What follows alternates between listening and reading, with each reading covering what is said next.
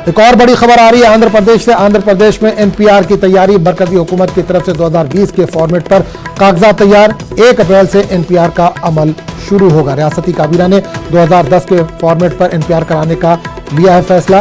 रियासती काबीना में इस सिलसिले में करारदाद पेश नहीं हुई है। रियासत के अवाम तज़ब्ज़ुब का शिकार है। तो इस वक्त बड़ी खबर आ रही है आंध्र प्रदेश से। आंध्र प्रदेश में एनपीआर की तैयारी, मरकजी हुकूमत की तरफ से 2020 के फॉर्मेट पर कागजात तैयार किए गए हैं। 1 अप्रैल से एनपीआर का अमल शुरू होगा। रियासती काबीना ने 2010 के फॉर्मेट पर एनपीआर कराने का लिया है फैसला।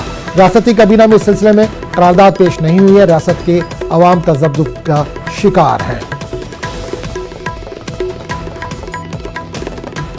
और इस पूरे मामले पर बात करने के लिए हम सीधे रुख करेंगे अपने नुमाइंदे इसहाक के पास, जो इस वक्त फोन लाइन के जरिए हमारे साथ जुड़े हैं। इसहाक, आंध्र प्रदेश में एनपीआर की तैयारी है, किस तरह की तैयारियां हैं? क्या 2020 के फॉर्मेट पर ही होंगी एनपीआर? अब देखा जाए तो कल जो पेपर्स जो है ना प्रिंट होके आए, उससे देखा जाए तो मरकजी हुकूमत जो डिसीजन ली 2020 के हिसाब से ही एनपीआर करने का फैसला लिया। और उसके हिसाब से जो पेपर्स है और दस्तावेज जो आए हैं, वो जो है गवर्नमेंट ऑफिसर्स को, जो ऑफिसर से जो एनपीआर में शामिल होंगे, उनके दफ्तर को आ गए।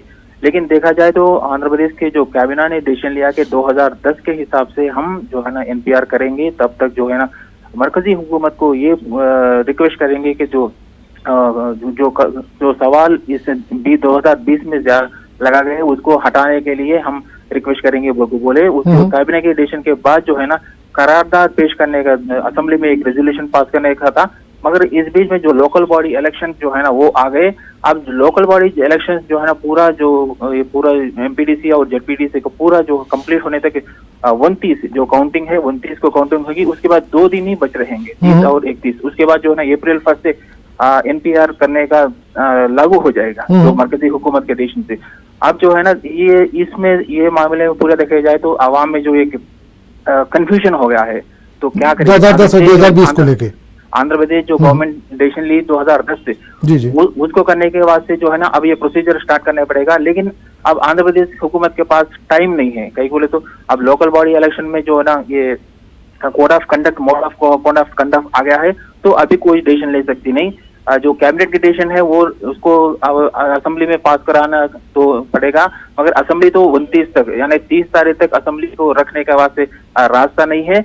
अब देखना है कि ये जो एनपीआर और सीए के अगेंस्ट में जो अलायंस कमेटी कल अल्टीमेटम दी कि 24 आवर्स में इस पे स्टे कराना, नहीं तो रोक लगाने के वास्ते जगन हुकूमत एक डिसीजन लेना पड़ेगा। नहीं तो हर जगह जो वाईएसआरसीपी के जो कैंडिडेट्स है उनके खिलाफ हम कैंडिडेट्स को उतारेंगे बोल के एक डिसीजन कल अल्टीमेटम में दिया गया। अब देखना ये है कि जब एनपीआर पेपर्स जो है ना पूरे रेडी हो गए, अब जो अफसर जो है ना वो एनपीआर की ड्यूटी के वास्ते डाले, उन लोगों के वास्ते भी आर्डर्स पूरे आ गए। अब देखना है कि 20 मार्च 20 दिन बाकी है।